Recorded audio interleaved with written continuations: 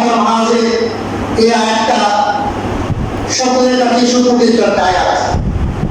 প্রত্যেক জুমায় এই আয়াতটা দ্বিতীয় খুতবার মধ্যে পড়া হয়। এই যে আয়াতটা পড়া হয়, এই আয়াতের মধ্যে আল্লাহ পাক রব্বুল আলামিন কি বলেছেন? আল্লাহ পাক তার বান্দাদের জন্য এটা কি বলেছেন, এটা জানার বিষয়। প্রত্যেকটা জুমার মধ্যেই সালে খুতবার মধ্যে পড়া হয়, ইন্নাল্লাহ ইয়া'মুরু বিল আদলি ওয়াল ইহসান ওয়া ইতা'i যিল কুরবা ওয়া ইয়ানহা আনিল ফাহশা'i ওয়াল মুনকারি ওয়া ইয়া'iযুকুম লা'আল্লাকুম তাযাক্কারুন। এই আয়াতের মধ্যে আল্লাহ তাআলা তিনটা আদেশ করেছেন এবং তিনটা নিষেধ করেছেন। কয়টা আদেশ? তিনটা আদেশ এবং তিনটা নিষেধ করেছেন। এই তিনটা আদেশ এবং তিনটা নিষেধ কি কি? যদি আমরা পালন করতে পারি তাহলে দুনিয়ার মধ্যে আমরা সফল, আখিরাতে আমরা সফল। একটা গুরুত্বপূর্ণ চারটা আমল। তাহলে আসেন আল্লাহ তাআলা কি বলছেন? ইন্নাল্লাহ ইয়া'মুরু বিল আদল। আল্লাহ তাআলা আদেশ করেছেন, নির্দেশ করেছেন যে ন্যায় বিচার করবে। মানুষ কি করবে? ন্যায় বিচার করবে। ন্যায় বিচার এমন একটা জিনিস, গুরুত্বপূর্ণ জিনিস, যদি একজন মানুষ আরেকজন মানুষের কাছে অন্যায় হয়ে যায়, অন্যায় বিচার হয়ে যায়।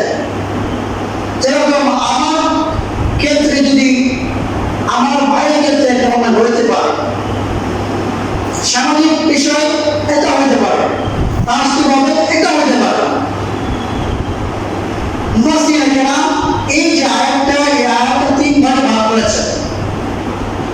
যে ব্যক্তিগত বিভাগে অন্যায় করা হয়, ব্যক্তিগত এটাকে বলা হয়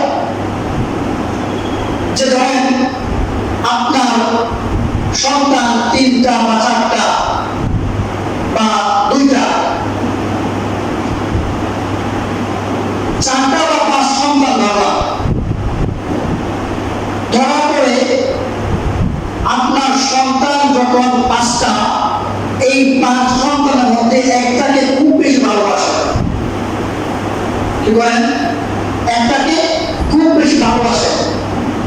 কারণ কি? কারণ হলো যে আপনার পাঁচটা চাইতে একটা সন্তান আপনার বাধ্য, আপনাকে খুব লালন পালন করে, আপনার টাকা পয়সা দেয়, যত্ন সহকারে খাওয়ায়, এজন্য তাকে একটু বেশি ভালোবাসে, একটু বেশি তাকে আদর করে। যখন আপনার সম্পত্তি, টাকা পয়সা, বাড়ি গাড়ি আপনার বন্টন হবে, তখন সেই বাড়ি গাড়ি সম্পদ বন্টন করার সময় ওই আদর সম্পদটাকে আপনাকে বেশি দেয়। কারণ কি? কারণ এই যে আপনাকে সে একটু বেশি কামাই করে, বেশি রোজগার করে, এজন্য একটু বেশি আদর করে, এজন্য তাকে একটু কি করে বেশি আদর দেবে। এটা হচ্ছে একটা অন্যায় বিচার। কারণ আপনার সন্তান তো আপনার পাঁচটা, সন্তান পাঁচটা হলো চারটা, এই চারটা সন্তান আপনার সমানভাবে আপনাকে আদর করতে হবে, সমানভাবে আপনাকে বন্টন করতে হবে অর্থ সম্পদ। তাহলে যদি আপনি আদরে আপনি দেন, তাহলে আল্লাহর দরবারে আপনি অপরাধ হয়ে উঠবেন। এখন আমাদের বর্তমান সমাজের মধ্যে যে সন্তানটা বেশি টাকা পয়সা কামায়, বেশি সরকারি চাকরি করে, তাকে একটু বেশি ভালোবাসা হয়। কারণ এই টাকা, এই যে টাকার পাওয়ার, এই টাকার কারণে একটা সন্তান তাকে বেশি ভালোবাসা হয়। এক সন্তান যখন কম টাকা হবে, কম টাকা কামায়, তখন সেই সন্তানকে সবচেয়ে একটু অন্য চোখে দেখে, কারণ সে বেকার। অথচ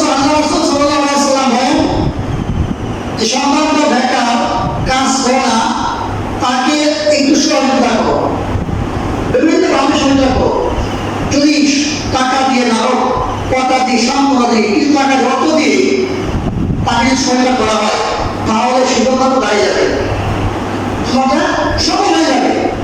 কিন্তু এই সমাজের মানুষ বেকারকে এভাবে তুচ্ছ-তাচ্ছিল্য করে তারা তাদের পরবর্তীতে তারা ভাবতে হয় তারা আত্মহত্যা করার জন্য। এরকম ঘটনা অহরহ ঘটতেছে। যখন সোশ্যাল মিডিয়ার মধ্যে দেখি তখন অবস্থা খুব কষ্ট লাগে। কারণ এই বেকারত্ব এমন অনেক বেড়ে গেছে। তার কারণ হচ্ছে আমরা সন্তান বেকারত্ব বেশি হওয়ার কারণ হলো পিতামাতা, ভাই, বোন, প্রাণপুরুষ তাদেরকে তুচ্ছ-তাচ্ছিল্য করে কথা বলা হয়। তারা অকর্মা, কাজ করতে পারে না।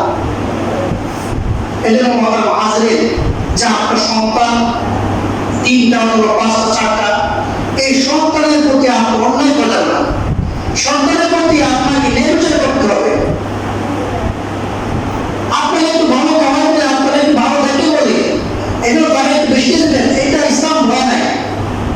তারটা আল্লাহ তাআলা দিবেন, তার প্রতিদিন আল্লাহ তাআলা দিয়ে দিবেন।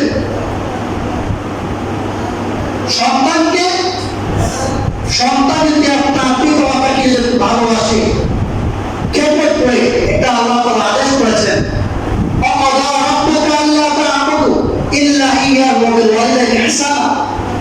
যে আল্লাহর পক্ষ থেকে ফয়সালা হয়েছে আমার গোলামি ছাড়া অন্য কাউকে বলা না এবং পিতামাতার খেদমত করতে হবে। এই সন্তান তো আপনার খেদমত করতেছে, আপনার খেদমত যদি আপনি দিয়ে দেন তাহলে আল্লাহ পাক নিজে কি দিবেন? আল্লাহ পাক তখন আপনার সন্তানকে ইবাদতের জন্য আপনি তাকে জাহান্নামে আপনাকে ফেলে দিয়েছেন। এরকম মাথার মাঝে নিয়মিত করতে হবে, আমার পরিবার থেকে শুরু করতে হবে। এরপরে আসেন সামাজিক হবে।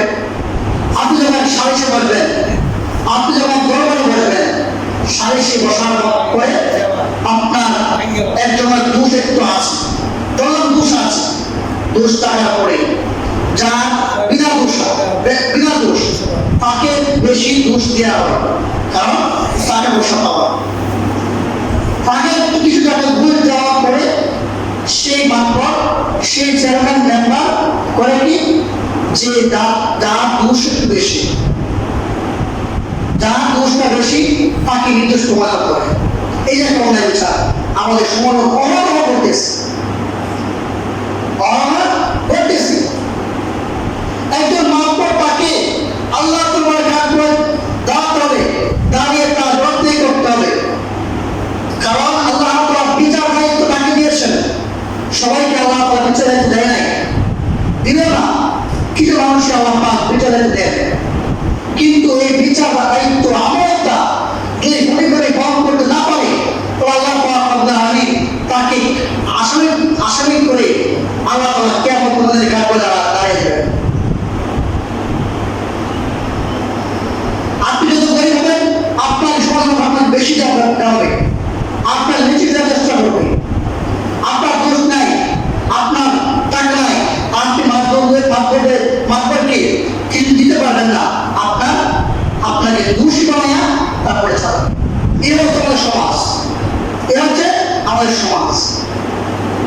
এই হলো আমাদের একটা অন্যায় বিচার হয় সমাজের মধ্যে। আমাদের অন্যায় শুরু থেকে পরিবর্তন শুরু হয়, এরপর সমাজ, এরপর আসে রাষ্ট্রের মধ্যে, রাষ্ট্রের মধ্যে অন্যায় বিচার হয়। একটা দল আরেকটা দল দেখতে পারে না, একটা দল আরেকটা দলকে দোষী বানানোর জন্য অনেক তারা পায়তারা করে, অনেক বাহানা করেছে, মিথ্যা গুজব দিয়ে তারা বিভিন্নভাবে তারা অন্যায় করে। যাদের যে দলের ক্ষমতা থাকে সেই দলের ক্ষমতা থাকার পরে সেই দলের যদি দোষ হয়, অন্যায় হয়, সে অন্যায় বলবে না।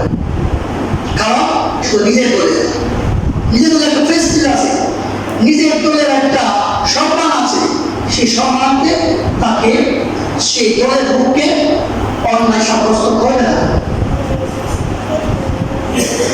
এই যে নিজের দলের বলে তাকে অন্যায়কারী বলে না, একটা হচ্ছে অন্যায় বিচার নির্বিচার হয় না। আল্লাহ হাবিব সাল্লাল্লাহু আলাইহি সাল্লাম যখন তিনি মক্কার প্রেসিডেন্ট, তখন আল্লাহ হাবিব সাল্লাল্লাহু আলাইহি সাল্লাম মক্কার মধ্যে প্রেসিডেন্ট থাকা অবস্থায় মক্কার মধ্যে চুরি হয়েছে। সে চোরটাকে ধরার পরে তখন সাহাবায়ে কেরাম আলোচনা করতেছিলেন, এটা তো কুরাইশ বংশের এক মহিলা, সেই মহিলা চুরি করেছে, তাকে তো কোনোভাবে বাঁচাতে হবে, কারণ না হলে এই কুরাইশ বংশের মান সম্মান যাবে, ইজ্জত যাবে। তখন উমর রাদিয়াল্লাহু যায়েদ ইবনে হারেসাকে বললেন, যায়েদ ইবনে হারেসার ছেলে সন্তানকে বললেন, তুমি যাও গিয়ে বলো যে এটা তো কুরাইশ বংশের মহিলা, তাকে একটু তার জন্য শিথিল করার জন্য। আল্লাহ হাবিব সাল্লাল্লাহু আলাইহি সাল্লাম বললেন, কাছে গিয়ে বললেন যে দাদা অত না, এটা তো আপনার বংশের মহিলা, এই মহিলাকে একটু বিচারটা শিথিল করে দেন। তখন আল্লাহ হাবিব সাল্লাল্লাহু আলাইহি সাল্লাম চিৎকার করে উঠলেন, কে কথা বলেছে? তাকে কে শিখিয়ে দিয়েছে কথা? আমাকে বলার জন্য? যদি সেই মহিলাকে আমার মেয়ে হতো তাহলে আমি তার হাত তুলে দিতাম। এই ছিল আসলে নির্বিচার। নিজের মেয়েকে ছাড়তেন না, নিজের বংশ ছাড়তেন না, এই হলো নির্বিচার। নির্বিচার করতে হবে। আল্লাহ তাআলা তিনটা আদেশের মধ্যে এই একটা আদেশ হলো নির্বিচার করতে হবে।